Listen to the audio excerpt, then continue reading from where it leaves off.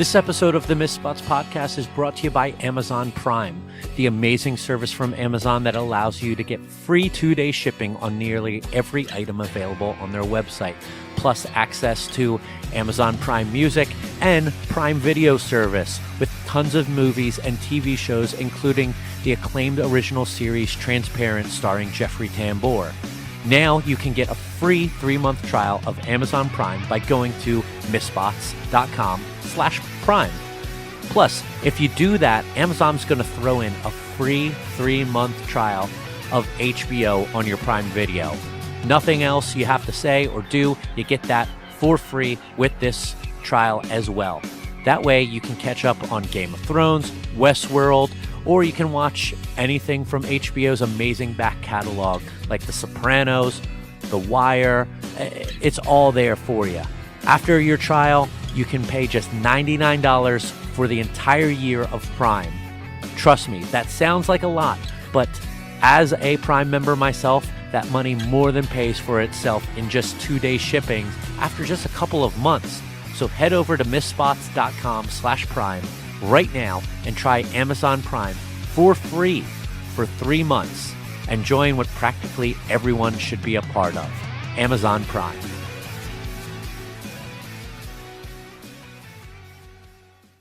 Ladies and gentlemen, it's the main event.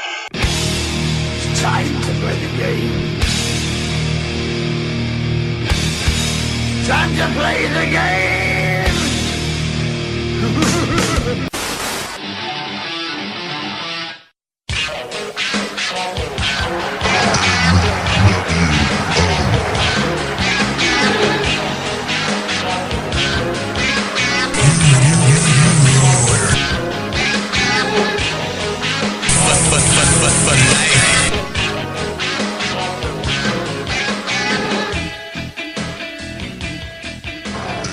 Welcome back to the Miss Spots podcast on missspots.com, iTunes, Stitcher Radio, TuneIn, and Geek Life Radio.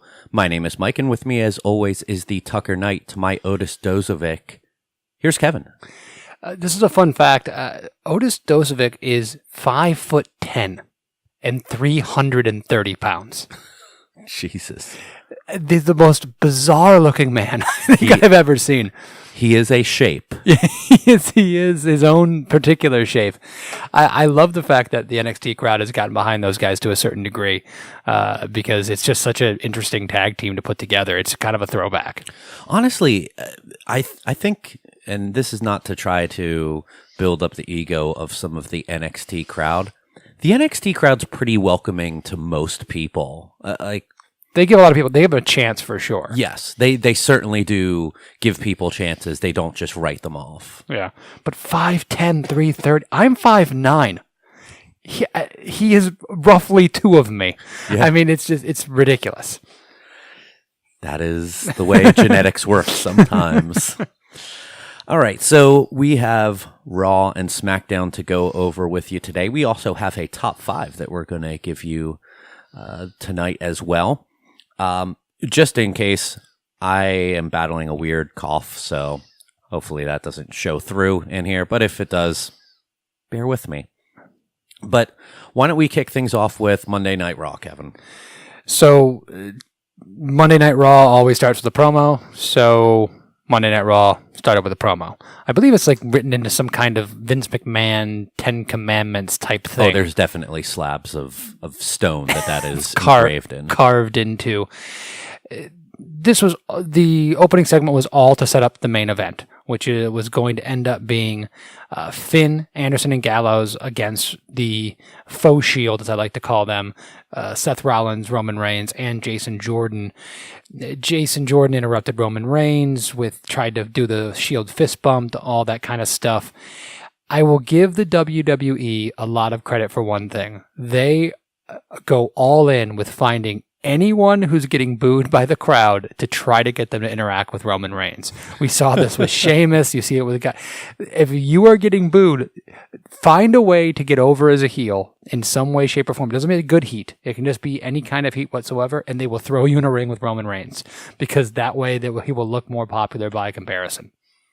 Yeah, that's a really good observation. I thought that he's been doing good. You've been praising him a lot recently. I like where Jason Jordan's going right now. Yeah, and if they truly are heading for a heel turn with him, they're doing a good job with it. He already is a heel, basically. He's sniveling. Yeah. He's only in name only. He's a babyface in name only. I love the fact that Seth kind of has to be his babysitter right now. Man, I just went to the bathroom for a minute, and he goes out to the ring. Wanders out there to hang out with Roman Reigns. The other thing that stood out to me in this opening promo was the light reaction that the Balor Club got when they showed up to confront these guys. It was pretty tepid, I would say. Yeah. I feel like they should have gotten a much better reaction, and that crowd was dead. Now, let's be honest here. If this was Dean and not Jason Jordan in there, and we had the Bullet Club essentially going against the Shield, it might have been a different reaction. Yeah. But they were they in Alabama for? They were in Memphis. They were in Alabama for Smackdown. They were in Alabama. I mean, I don't know how Memphis is as far as Memphis is a wrestling town, right? I mean, they had a promotion based in there. If they still don't for decades, but I feel like just the idea of, for me at least, the Balor Club, I can't stand calling them that. It just, I don't know. The Bullet Club against the Shield is such a cool visual and could have been something so special. We miss out because Dean's not there. But with all due respect to that storyline, Finn might not even be next to Anderson and Gallows if they had Dean healthy and other things were going on. It feels like this was very thrown together. Oh, it absolutely in order to do this. We were talking between one another earlier today about what we thought of this segment, and I loved the way that Finn was talking and acting. It was borderline heelish, and it's great to see him doing something like that because he's just been floundering as a guy who's there, the first Universal Champion for as long as he's come back. And there certainly could have been more work put into forming this team. They could have built this over a month or so with some teases here and there before eventually they solidified coming together. And that's what tells me that it was completely thrown together at the last minute because they put no thought into this at all. Still excited to see this group. I think there's a lot that can be done. I'm just worried they're going to do little to nothing with them. The first match of the night we had was Absolution versus the Women, volume 314. Roughly. We had Mandy Rose and we had Sonya Deville going up against Sasha and Bayley. This started out, in my opinion, in a really good way with Absolution dominating 75% of the match. They actually looked dominant. They were taking over. They were in control. This is really the first time we've seen that. Sonya looked really good. Sonya looked good. Mandy Rose actually looked better than she ever has. She's still a little weird running the ropes. I'm not saying that she's a finished product. I'm just saying she's looked better than she had in previous times. Without Paige being in this match, this was really a time for them to be featured. And with them giving them those dominant sections, it looked like it was going in a really good place. And then out of nowhere, they end up tapping out. Sasha Banks ends up getting the win. This is a toothless faction. It doesn't matter. It could have been something special. Paige is a good talker. She's got a lot of upside there. And I'm very high on Sonya Deville. Mandy Rose has a great look. There's a lot of ways this could have gone. But this is another thing that seems like they had a storyline that they wanted to put together, and everything was interrupted by the Women's Royal Rumble. Yeah.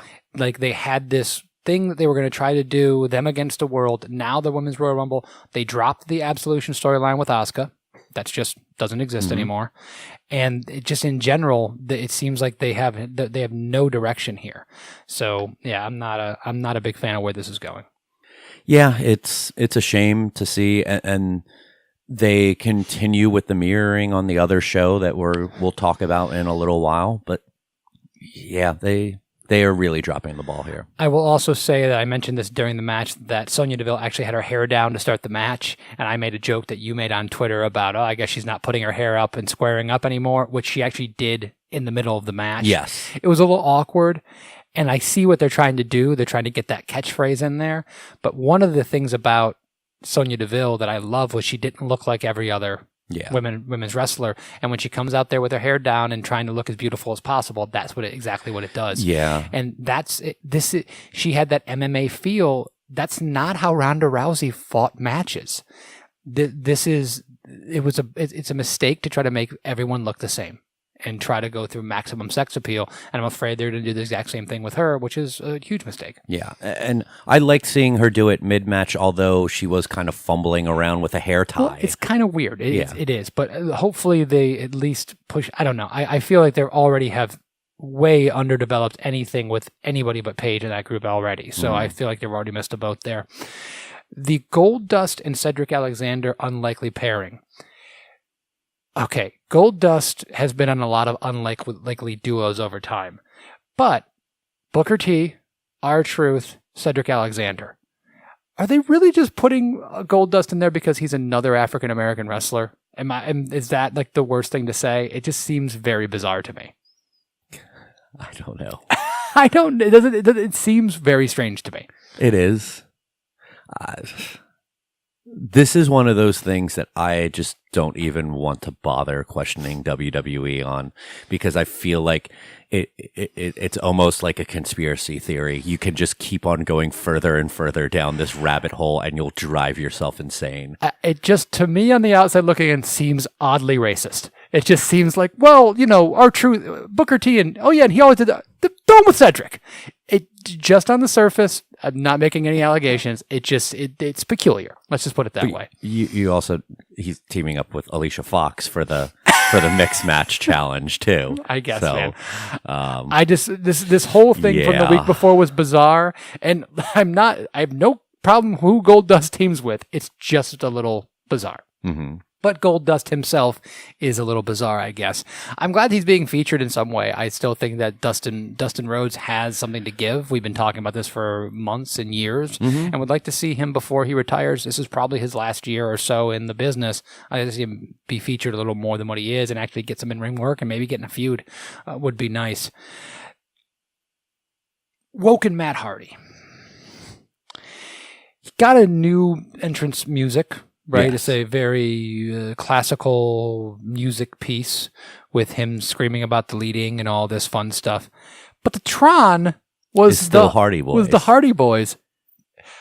It worked. It worked for me because it just seemed like the perfect. It made no sense, but Woken Matt makes no sense. So maybe that was on purpose.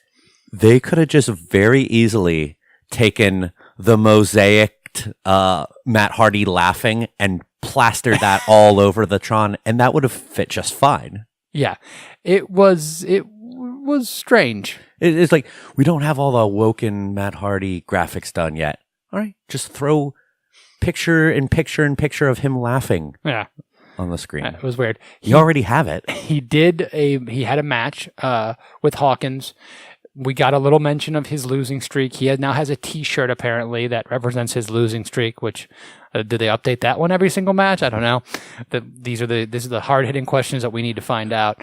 Matt does win, obviously, and then we got Bray arrives. Period. Stare down. Period. They laugh at each other and make noises. Period. That is all. Does that cover it?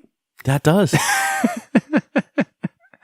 Oh, are you intrigued yet? Are you enjoying this yet? No, you're not. I've been trying to give this a shot. I'm still giving it a shot, but I'll be honest, I'm not entertained by it. Yeah, and I see people saying, "Well, Broken Matt Hardy didn't catch on right away," and yes, you're correct that it didn't. But you have precedence now with this character, and you kind of know which direction you should be going with it. If you're not going there pretty quickly, you better get on it fast or it's not going to work. And it doesn't help that Bray has been in some of the worst feuds in the world in the last couple of years. Mm-hmm. So I have very little confidence, unfortunately. Elias was his only purpose in this episode of Raw was pretty much to introduce The Miz to Raj, right? And The Miz and Miz to Raj, which is a fine way to get him out there and insulting a city, which is pretty much his MO. The Miz is out with a fresh new spiky hairstyle. He's bringing that back. Good job, Miz. He's a trendsetter in every way, shape, and form. He's a gorgeous, gorgeous man. Happy to see The Miz back on Raw, right? Oh, absolutely. And then he picked up where he left off. And that's kind of what we were waiting to see. Miz drops the IC belt to go film a movie. He drops it to Roman Reigns. We weren't really a big fan of that, knowing where Roman's at. He's heading to WrestleMania. The IC belt shouldn't be just a prop on the way to WrestleMania. It should be in a major feud. Hopefully, that belt's coming back to The Miz because he immediately goes and says he wants his title back. And this was not Miz's most verbose promo of all time. This was rather straightforward. Oh, yeah. It was serious. It wasn't really intense. It was more matter of fact. I'm coming to get my title, and that's about it. Changing it up a little bit, but still, as always, good mic work and good character work, I think, there on Miz's part. Yeah, it hit all the points. And in true Miz fashion, it worked. And we had a little comedy with them trying to one-up each other with gifts to The Miz. I did like Bo Dallas's remark about giving Miz the framed picture of himself and saying, I'm going to have a hard time sleeping without that tonight. That's pretty funny. And as I said to you last night, if you do see The Miz on the street, give him your clothes. It's the only way to show proper respect to The Miz. So if he'll appreciate it. He absolutely will. A shoe, maybe, your pants, he'll appreciate it. Trust me. Like on the surface, he might look at you like you're crazy, but it's just him being modest. He really does appreciate it. He's just not breaking kayfabe. So just keep at it. Trust me. He'll really appreciate you for it. We got the title match with Enzo and Cedric Alexander. We were promised a week before, but Enzo was out with the flu. They kind of tied that into the storyline, which was good for them for actually doing that. This was an okay match. Enzo got busted open over the eye, and that almost immediately, it seemed like, led into the spot that ended the match, which was him injuring his ankle on the outside, not being able to get back in the ring to answer that 10 count, and Cedric Alexander winning by countout. Obviously prolonging the feud. The thing that struck me as odd is I took Cedric Alexander after this match in the shots that I saw him as being in pretty chipper spirits. He looked happy. He was smiling. He had more of that, like, I got one over on you kind of swagger to him. That's the way I took it. See, I didn't see it there. I mean, maybe I wasn't paying too much attention to the aftermath, but it looked like to me that he was frustrated. Like, come on, man. Like, you could have gotten back in here. And that was just how I saw it. I mean, I'll probably go back and rewatch it and see but like, yeah, you said that to me just a little bit before we went on the air, and I was like, So I didn't have a chance to go back and double check. From what I took, I found it odd. I thought Cedric should be selling frustration that Enzo could not continue because he wants to get his hands on that title, and the only way he can do it is by pinfall or submission. Do you think Cedric Alexander eventually is going to take this title off Enzo Amore? I don't think so. Me neither. I thought that this was supposed to be Rich Swann's spot.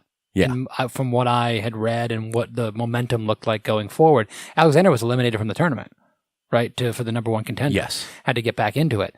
And I thought Rich Swann was a kind of place filler. And I feel like, but WWE is known for just saying, okay, well, now you're not a place filler anymore. We're going to change the next 4 months because people are going to expect that. So we'll change it. So we'll see where that goes. We got the Bar going up against Titus Worldwide. How was that? Pretty good. Pretty good, right? Kind of shocking that we got Titus O'Neil rolling up Sheamus, I believe.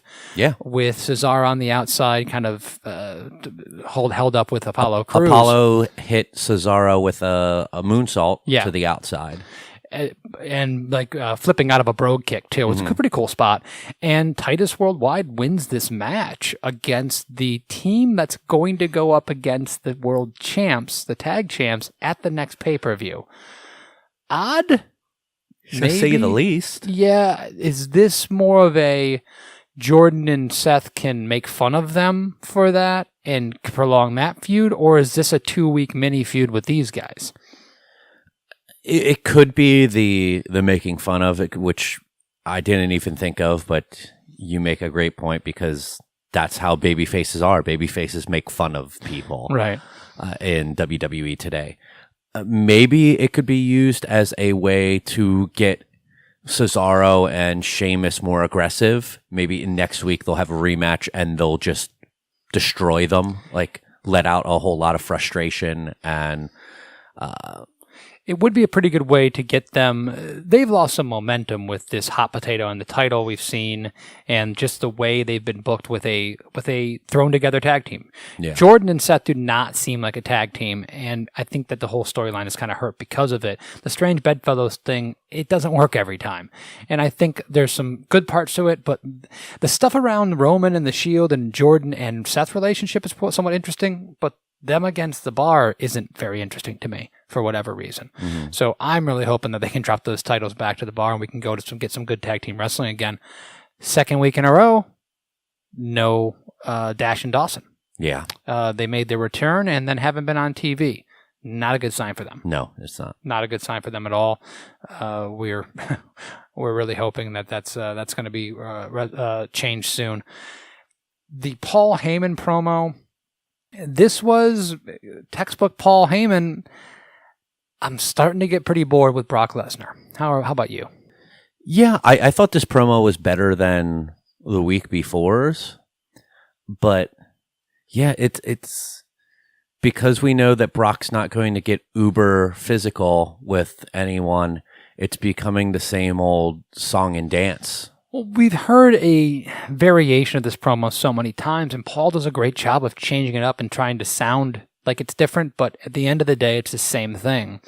And because it's just coming out for a promo, and we know that's what's going to happen, it just, I felt the crowd was a little flat for it, and I was a little bored with it. Mm-hmm. Now, of course, that boredom leaded into casual attempted murder, which is what any good Braun Strowman program has to have in it. Absolutely. If you're contractually obligated casual attempted murder. Casual attempted murder is Braun Strowman's very long middle name. It is Braun Casual Attempted Murder Strowman. He pulled after Kane jumps Brock and Brock jumps both of them, and they end up in the backstage. Strowman pulls a lighting rig down on both of them. There's camp value in this that is undeniable, and just seeing his feats of strength, which are obviously he is a physically strong person, but things are rigged to make it look more. I mean, he did not, I hate to break it to you guys, but he actually did not flip over that ambulance. What? Yeah, exactly. Or maybe he did. I was just screwing with you. There actually is a Santa Claus. No big deal. But yeah. And who ate my cookies and milk? Casual attempted murder. I don't know. This worked. There's no logic about this that works for me, but for some reason I just find it so charming. It got me. I was watching it and I was like, like I had a chuckle. Yeah. Over it.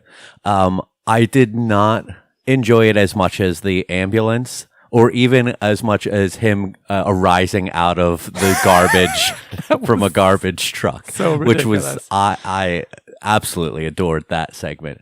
But I got a good chuckle out of it, and I think what's funny is that you have the commentators who are selling shock and awe and just, we don't know what's going on. This is insanity.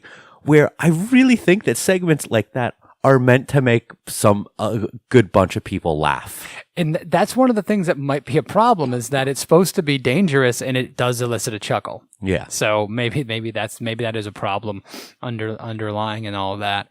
Samoa Joe was taking on Rhino in Rhino's continued try to get Heath Slater to unleash the beast, right? Really buckle down and get more intense, whatever it is.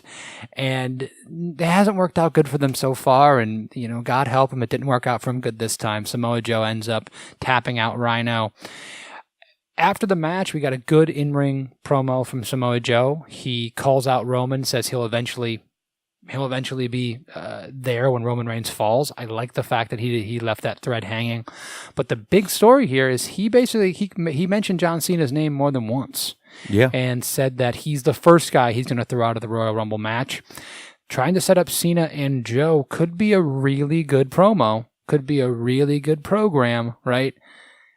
But two things. One, you had came up with the fact that he had injured his foot in this match, which... Yes, it has been reported that he has a legit injury to his foot and has been pulled from the mixed match challenge that he was announced as a partner of Bailey earlier on in the evening. So we're now in danger of is he going to be ready? Is he going to be able to go at the Royal Rumble? This looked like anytime you pair anyone with John Cena, that's the company putting some faith in you. Yeah. So there's something to be said for that. But then there's also the fact that he's going against John Cena, and going against John Cena has not been traditionally good for a lot of guys. So some good double-edged sword on that. Are you excited about Cena and Joe possibly if his foot's not broken? I would love to see that. Yeah. I think they could do some really, really good work. And I think Joe's the kind of guy with the passion he showed recently that can really get the best out of Cena right now. Mm-hmm. I think Cena's kind of been going through the motions a lot recently. I think Joe might be able to help him out with that. The Alexa and Nia Jax segment was so very poorly written and so awfully acted that I cannot come up with an example of a thing to match it, to compare it to. It was just awful. Yeah. On every level. It was stilted dialogue and too many lines to remember, and it was just bad. Birdemic bad. Kind of. Yeah, Nia's just not in the position to be able to do this. We've seen Alexa do a lot of stuff, and we know she did the Bailey This Is Your Life segment, which was terrible, but that was poorly written. She rarely flubs a lot of lines, or she always keeps her composure when it comes to a regular promo, but Nia just didn't hold her up her end of this. It was pretty bad. No. So it's a shame for that, especially since they're giving Nia so much more time with this whole Enzo Amore thing, which I find atrocious. And then with the next segment, leading to beating up Asuka, which we guess Asuka was supposed to have a match, but Nia comes out and takes her out. Even though she was playing babyface, she saw through Alexa's attempt to get her to go after Asuka, but then went after Asuka anyway. Before a Royal Rumble match, a lot of times you're going to get a lot of people kind of interacting because they want to set up a bunch of showdowns at the Rumble. Mm-hmm. To me, Asuka and Nia does not need to be right now. Personally, I'm not interested in Nia Jax at all. She's playing a smitten babyface with Enzo Amore. I don't want to. She's not a killer going up against a heel killer, jumping someone from behind with Asuka. There's a duplicity there that I can't rectify. You're right that they do typically build up like their big showdowns. Like this is usually the time that Big Show and Mark Henry and Kane are being built up as monsters, impossible to throw out of the Royal Rumble. Yeah, it is kind of rare that you see them use those two big names against one another because Nia is a physically imposing character, where Asuka is just that technically dangerous, just brutal striker, and the most dangerous. She's billed as the most dangerous woman in the division, rightly so, right? But I don't understand Nia Jax right now. I don't understand her character. I think she's been booked very poorly since almost day one, and there's just not a lot of interest there on my side. Yeah. But in a lot of ways, no fault to her own. The main event of the evening is what we talked about earlier on, which is the Faux Shield going up against the Balor Club. I like that Seth and Roman only tagged themselves. I didn't pick that up. Jordan never got tagged into the match, and Jordan only got involved later on by interfering on multiple occasions, kind of screwing everything up. He distracted the ref, so they missed a pin attempt. He got in the way of Seth, and ended up taking whatever it was, a super kick or Finn's double drop kick into the corner because he was in the way of Seth, and Seth couldn't see him. So Jordan screws this whole thing up, and Seth ends up taking the pin because of it via coup de grace from Finn Balor. This is kind of what we expected. But I do give them props for having the Balor Club go over here, because they didn't have to. Mm-hmm. They could have teased that same discontent with Roman Reigns raising his hand at the end of the night. Yeah, even though he wasn't involved in the pin, which is probably that's why you have a 6-man tag, so you can do that. Yeah, yeah. Yeah, you hit most of the points on the head. Honestly, I don't think that Balor hit Jordan with the drop kick. I think that he was going to, and Seth actually pushed him out of the way. No, that's what I'm saying. But Jordan was in the way of it. Okay. And then as Seth pushed him out of the way... I thought you said that he took the drop kick because No. Seth couldn't see him. No. Seth couldn't see Finn delivering the drop. That's how at least Michael Cole sold it. Basically, Jordan screwed up multiple times in this. So Roman and Seth are not happy with him. But that wasn't the end of the night as the Miz Taraj, they jump the faux shield, and there's multiple times where they take out Roman Reigns, both with a skull-crushing finale and then with the Shield triple power bomb. It was a slight chant, but we did get one more time chance for Miz when he left the ring and they went back in to do the triple power bomb. I like a vicious Miz. I like him going after someone like Roman. I just really hope that he gets his hands back on that title. I think he deserves it, and I think it's the right thing to do. Yeah, I am 100% behind that. You can turn him into the face that you think of with the Intercontinental title, like he said in his promo with the Bret Harts and the Shawn Michaels, but of the modern day. Sure. So that does it for Monday Night Raw. Let's move into SmackDown Live. And we have a sit-down in-ring interview with Renee and AJ Styles.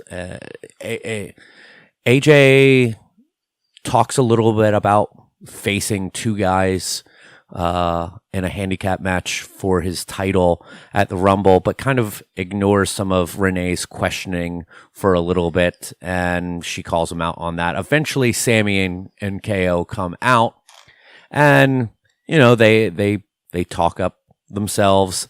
This leads to Shane, of course, coming out, and he decides to make a match with Sammy and Kevin Owens taking on the team of AJ Styles, Shinsuke Nakamura, and Randy Orton in a 3-on-2 handicap match.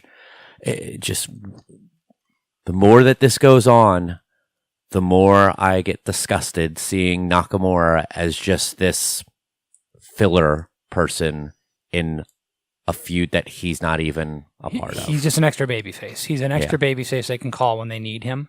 And that is a shame that he's in that situation. Good for SmackDown for at least starting the show with a sit-down interview. We don't see enough of it at least changed it up a little bit, even though it's still very formulaic. So this iteration of did we do it the last show? Was it one before where we were Randy Orton and Shinsuke Nakamura as a tag team because they just tagged together? They're basically a tag team now. Yeah, Randy Orton and Shinsuke Nakamura are basically a tag team. Yeah, they're a weird tag team. they are unlikely bedfellows there. It's bizarre. Yeah.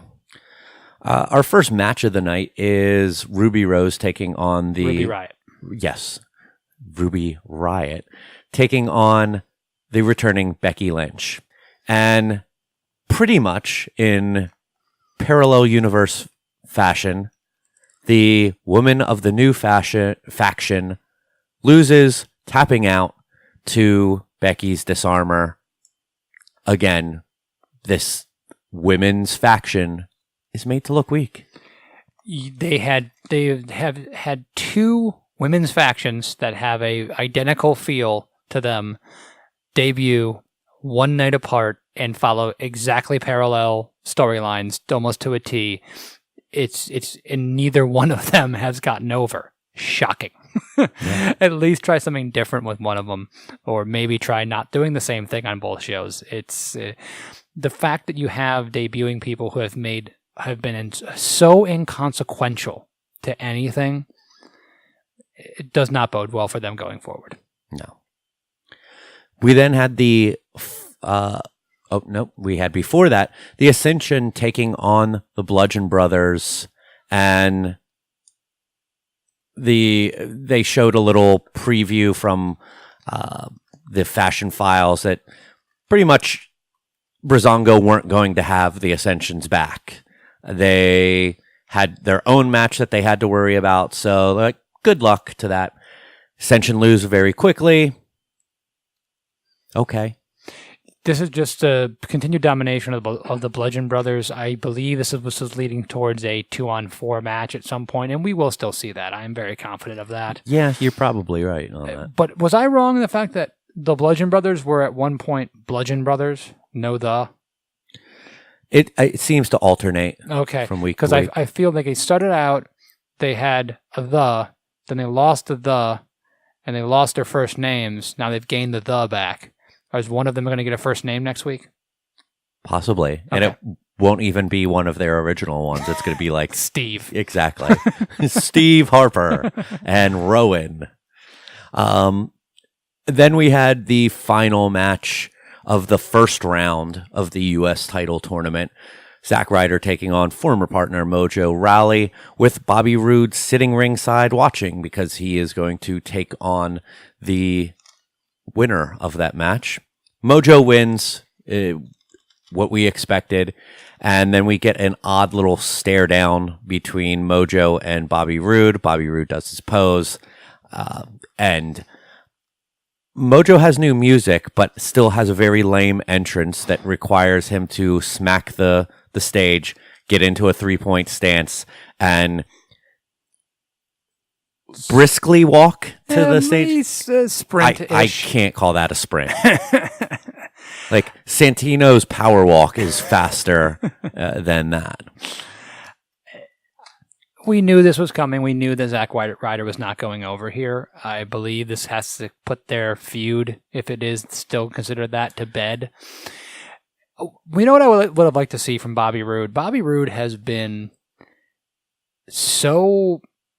such a secondary thing. He's been around title pictures, but he hasn't really done anything of note. He hasn't had a decent feud yet. He's just kind of been there and said glorious a bunch of times. Bobby Roode is a heel. He's a natural heel. He should be playing a heel. This character should be a heel. He is a tepid babyface that most people, unless they're in really smart crowds, don't care about. And that's what they have with him right now. Start the turning heel process with Bobby Roode right now. Let him not go out to the ringside. Let him be in the back, dressed in a suit, walking out, and Renee has to stop him and go, "What do you have to say about Mojo Rawley and Zack Ryder?" And he goes, "Oh, who won?" You know, I don't care. I don't care who won. I'm glorious. Is either one of them glorious? And you know, that's a great point on his look. I know that the robe has become a thing that he's known for, so they just have him wearing a robe all the freaking time. But you know, Bobby Roode looks sharp in a suit. And heels, especially, look sharp in suits. I know he's not a heel, but I know. But the fact is that I'm so sick of the guy standing out and having a showdown afterwards because that's the next guy you're going to face. It happens way too often. Let one guy not care. Let one guy not even be watching in the back. Let's assume that they watch and let's ask their comments about it later on. Bobby Roode is inconsequential right now. Mojo Rawley is not going in a very good place. He doesn't have a lot of potential as far as the crowd sees. So this isn't all that interesting. And the 4 people left in this United States Championship, it's just not that good. To me, still, Xavier Woods is obviously the most interesting character, the most dynamic character, and would be the most fun to see win. Mm-hmm. Yeah, pretty much at this point. Yeah.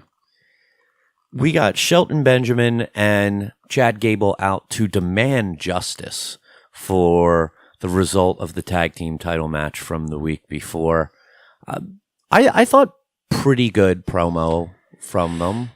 Gable's a little hard to take seriously as a heel, but I thought that Shelton did a good job. Overall, this was fine. It wasn't. They were trying to do a New Day impression a lot when they kept having the one ask the other one to expound on whatever they were saying, and I don't think that went over very well. I think it was a little overwritten, and I don't think the crowd really cared much about it. And anytime the crowd doesn't care, it's kind of hard for the person at home to care that much. I can definitely get behind Samoa Joe when he cuts a passionate promo and the crowd sits on their hands because it's that good.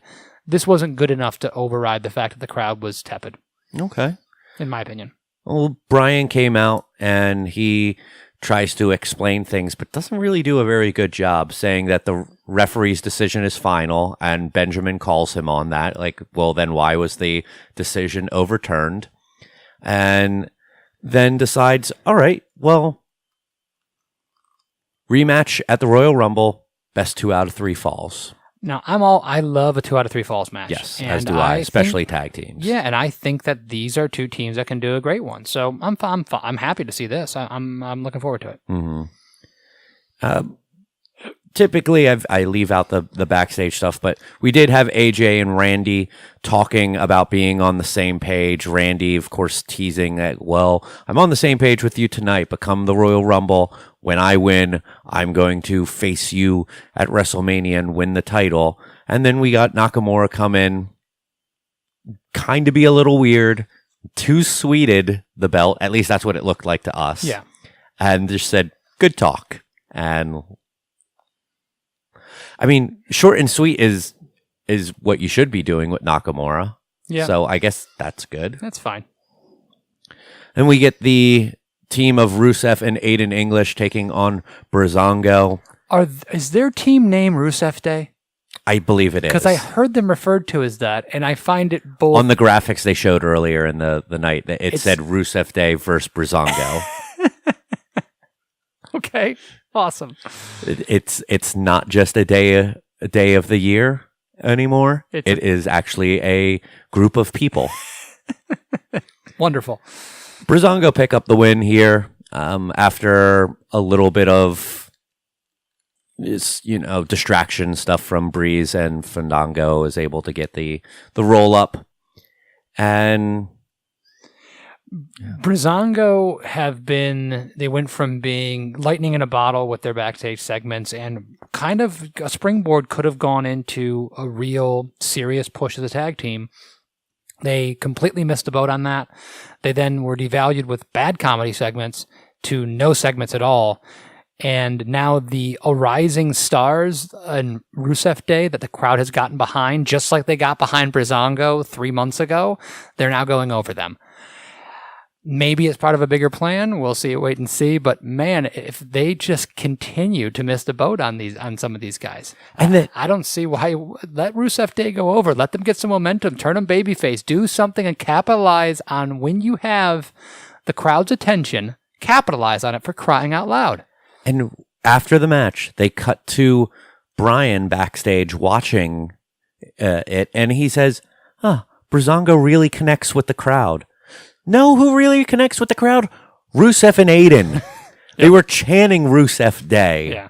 Yeah. You've sold out of Rusev Day t-shirts at all of your live events and online. Listen, one match losing does not mean that they're not going to push them. I'm not trying to get to that. But it just seems like they don't want to get behind these guys. But it was almost like that was the line written for that. And during the match, Brian was like, they're definitely cheering for the other guys. Yeah. Like, do I still have to say this? Yeah.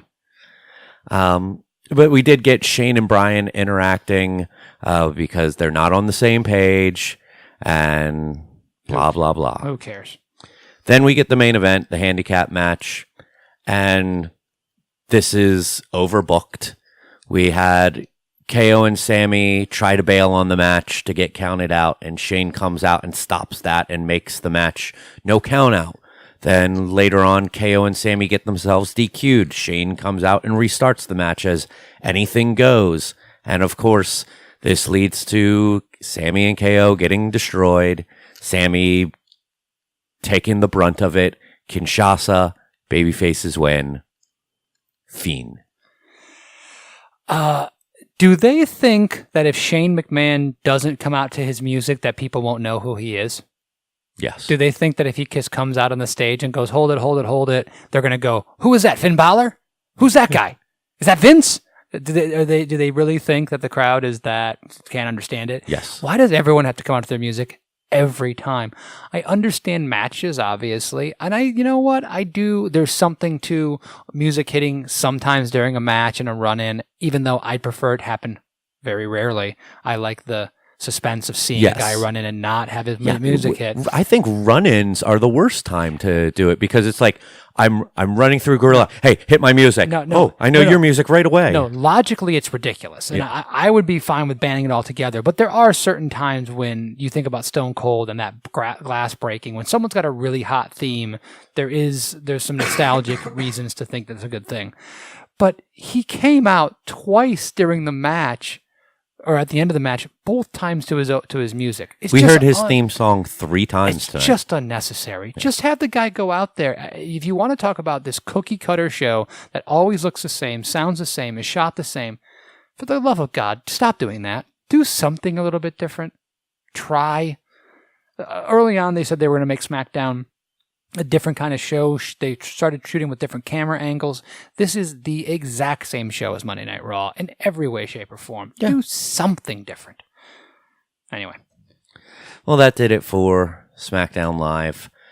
We are still a couple weeks away from Royal Rumble. They are building themselves towards that. So since we don't have a pay-per-view to preview or review, we do have a top 5 for you. Now, last week we did our predictions for 2018.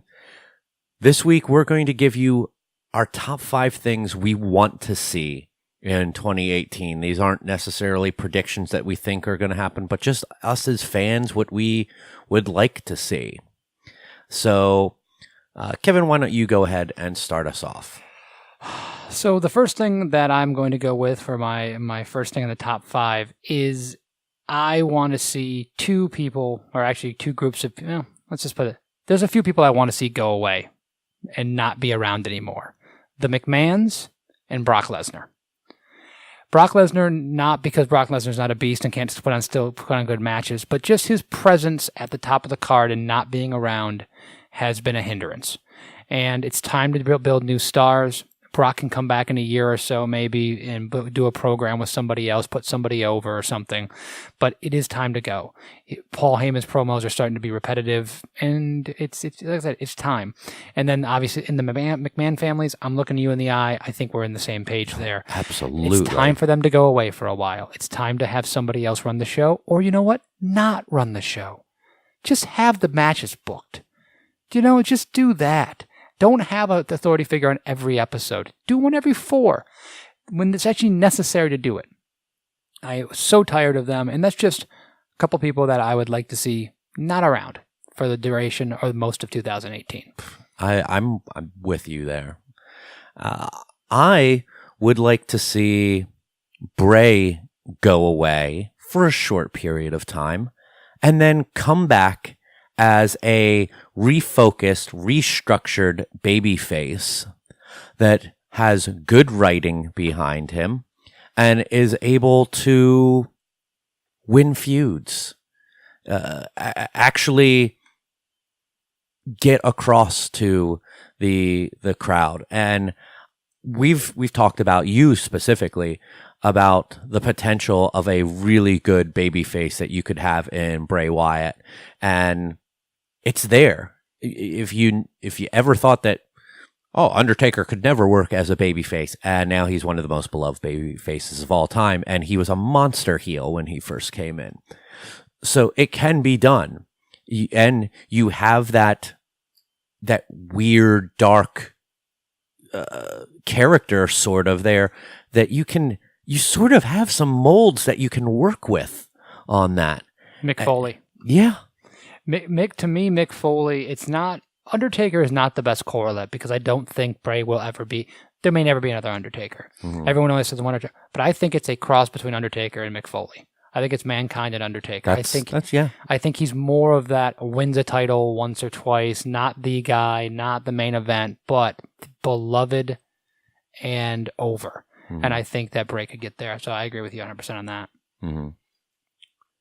Did you want to expound on that anymore? No. Okay.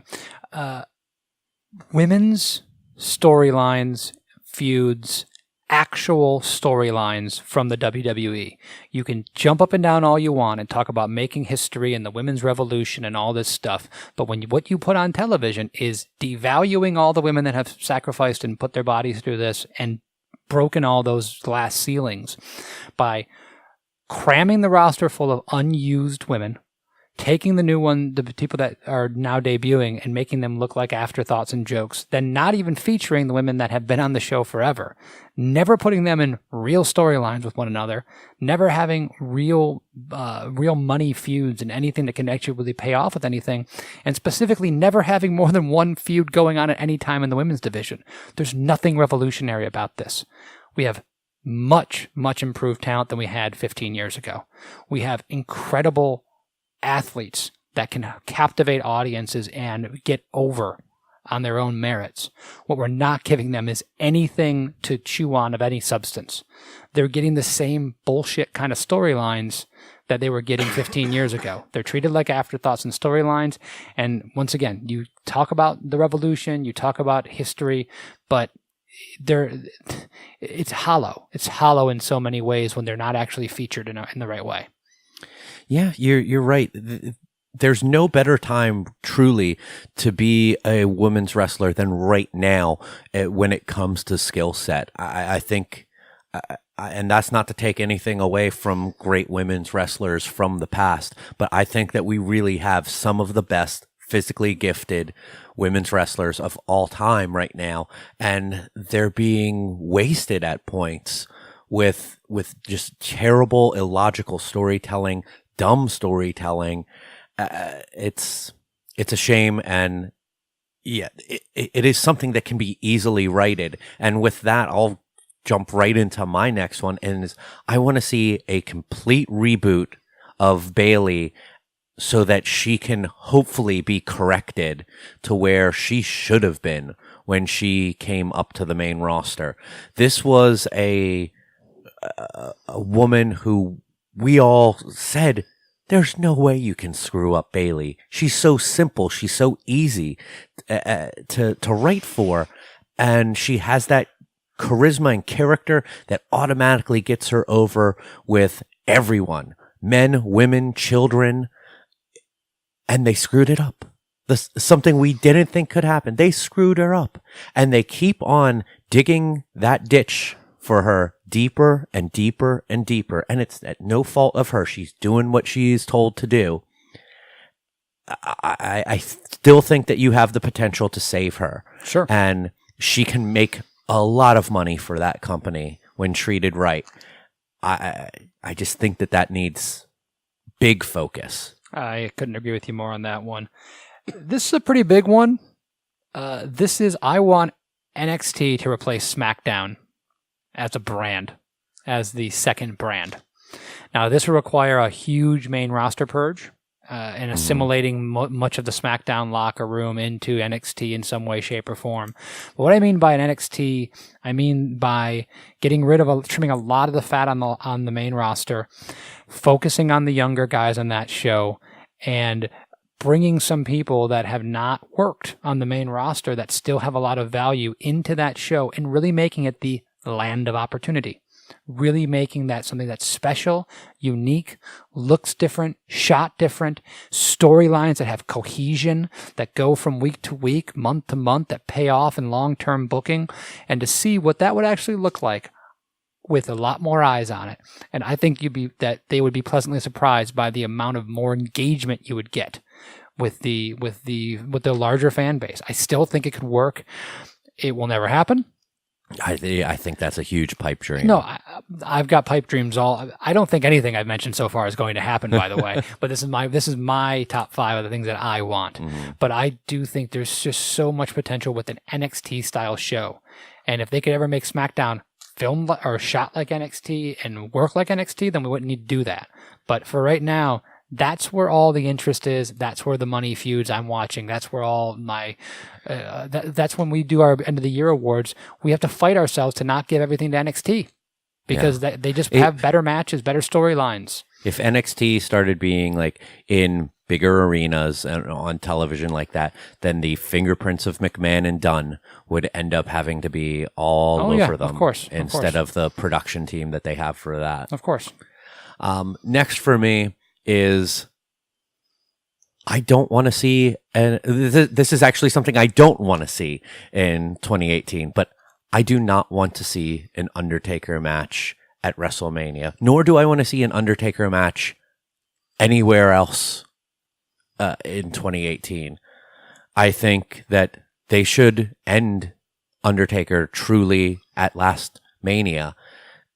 I know it's ultimately up to probably the wrestler, and they're probably going to let Undertaker, with his tenure, pick when he wants to actually, for it to be the end. But the way that you wrote that and the way that it came out, like, not the match itself, but the end after it, with putting down his jacket and his hat and embracing his family, that was truly seemed to be a sign of the end of the Undertaker. To go back on that now would be, I think, a worse bait and switch than the once in a lifetime thing. That would be really slapping a lot of fans in the face, because you had a stadium full of 45, 50,000 people there to see that. You also have the fact that he can't physically go anymore. Mm-hmm. I mean, that's also part of it. You don't want him to tarnish his own legacy. No.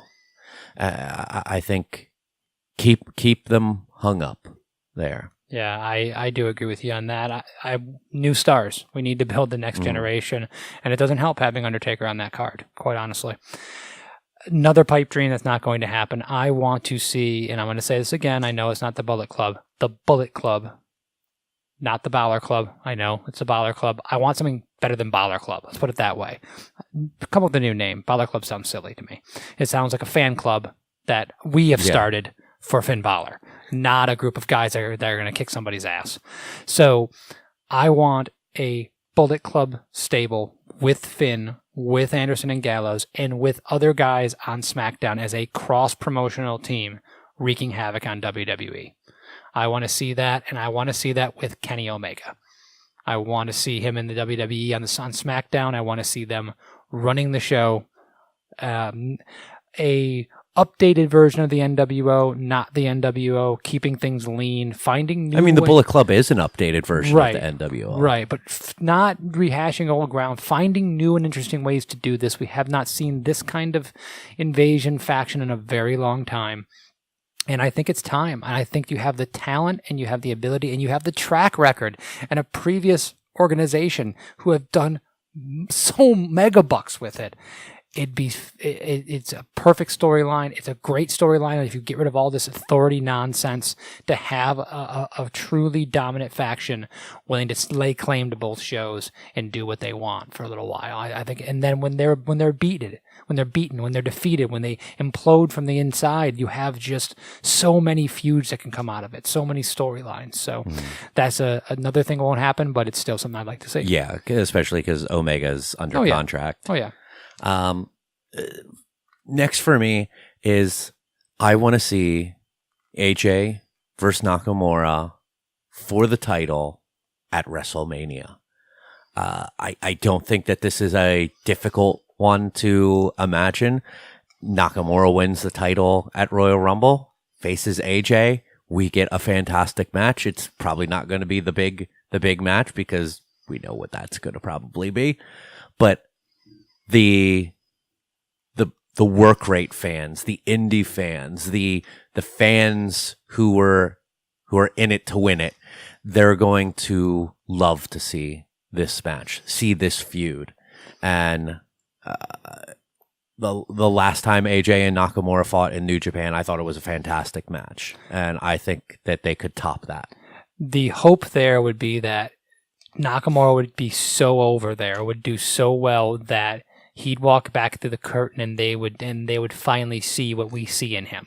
Mm-hmm. That Vince would see that star-making moment and actually give Nakamura the chance that we hope that he was going to get when he first got called up. Mm-hmm. So that's would be the hope. And I predicted that we're going to see this match at WrestleMania. I really hope we get a chance to see it. My number 5 is probably the most realistic thing, and actually the thing I think will end up happening, but still, it's still my number 1 want. That is Miz, the World Championship holder. Miz in the main event scene, Miz at the top of the mountain, whether that be on SmackDown or Raw. We're guessing it's going to have to be a move over to SmackDown with Roman Reigns and Braun Strowman kind of dominating Raw, we assume, for the better part of the year. I know AJ's over there, but man, Miz, he deserves it. I think he's got the entire entire toolbox, and it's ready. It's ready to happen, to pull that trigger. And I can see a perfect storyline where he wins that title and the title turns him babyface. I can see him becoming a beloved fan favorite with the title on his shoulder by proving himself finally in the eyes of the fans while having that strap around his waist. And honestly, with what Miz has done, what he does outside of WWE, he's perfect for that role. They love putting him out in interviews. He's got a great personality. He has all the things that WWE even wants in a flag bearer. So I just think, man, wouldn't that be cool to give the guy that has done so much to work on his character and get himself over the opportunity to run with that? You could pull a slow burn double turn of Miz and AJ feuding over that title, with AJ being like, you're never going to make it back to winning this from me. And Miz's perseverance gets Daniel Bryan like. I could see so many guys helping with that. I can see Cena involved in a feud like that, getting Miz over. I can see there's just so many guys, because Miz has so much real heat with the universe over the way he was pushed early on, and his punchable face, and the fact that he was in over his head and all this stuff. The story is so wonderful. If he becomes a beloved babyface, wins that world title, it's that turning moment that we talk about that is so valuable for a superstar, to be hated and then become loved. And the storyline is just right for the picking. You just have to go ahead and decide to pull the trigger on it. Mm-hmm. And lastly, for me, I want to see a main roster tag team tournament.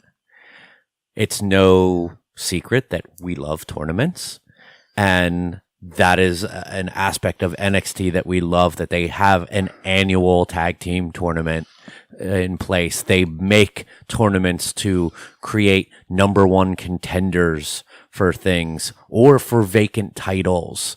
They've even done tournaments such as the Mae Young Classic and the Cruiserweight Classic. And to me, it kind of comes down to like the playoffs. Nothing beats the playoffs in practically any sport. I, for one, love the hockey playoffs. It's one of the best sports watching in the world. So when you create a tournament for wrestling, you have that playoff atmosphere. Win or go home.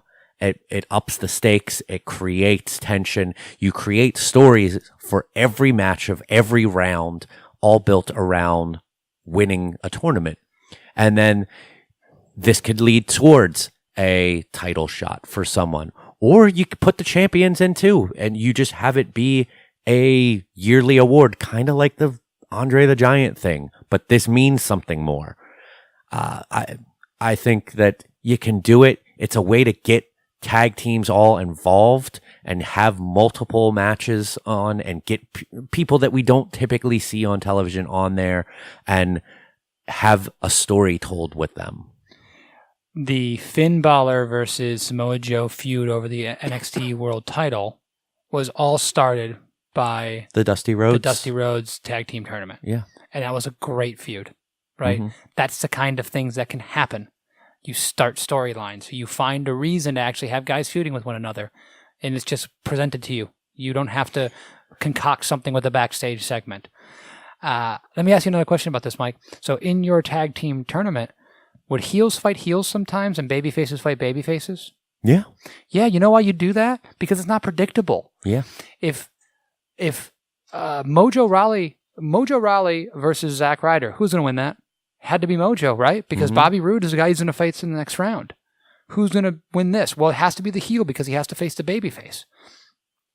If they would have had Zack Ryder win this, but then Mojo go crazy and beat the hell out of him afterwards, you get the same thing done, but then you actually shock the crowd. They didn't expect to see it. That's what good tournaments can do. They can set things up in a different way. I love tournaments. They should be used we should be lousy with tournaments in the WWE because that's the way to set your number one contender. That's the way to fill TV time. It's the reason to get R-Truth on television in a match from time to time and actually utilize a body and keep other guys fresh because they don't have to wrestle every single week. Tournaments, more tournaments, tag team tournament. Yes, please. Mm-hmm. So those are the top 5 things that we each want to see from the WWE in 2018. What do you think? What do you want to see out of them? Let us know on our website or on our social media. Be great to see what other people have in mind out there. By the way, I also want to see Big E turn heel on the New Day and go after a title, and Samoa Joe as the IC champ. Those are all great things that I can get behind. That was my top 7, by the way.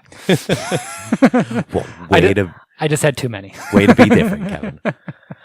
Anything else that you want to touch on before we wrap this up here? Honestly, just really quickly, we didn't even watch much of the main event of SmackDown tonight. We spent a good 15-20 minutes just talking about New Japan. Yeah, we did. And you filling me in on some of the storylines and some of the things going on there. And it's just a really exciting, just reading about New Japan is exciting. It is. I wish I had the time to have any kind of interaction with that promotion. But I mean, I can't watch 205 Live. I watch NXT in bulk, like 3 episodes in a row because I can't watch it on a weekly basis. Mm-hmm.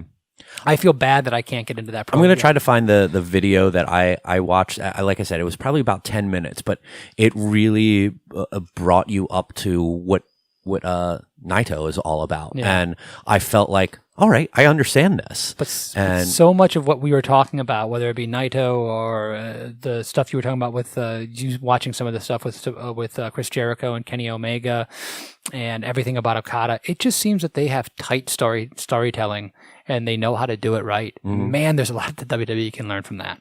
Yeah. But yeah, maybe we'll in the next few weeks, maybe watch a match here and there. If we have the time, I'd love to. First of all, I'd love to see a couple matches. If I come over before we watch SmackDown sometime, if we have a half hour to watch a match, sure. None of those matches went over, I think, 35, 40 minutes or so. Okay.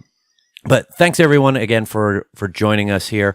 Make sure that you follow us on our social media. You can follow us on Instagram and Twitter at MissSpots. We're always tweeting along to Monday Night Raw, SmackDown, and the WWE pay-per-view. So join in on the conversation and have some fun with us. We like to joke around.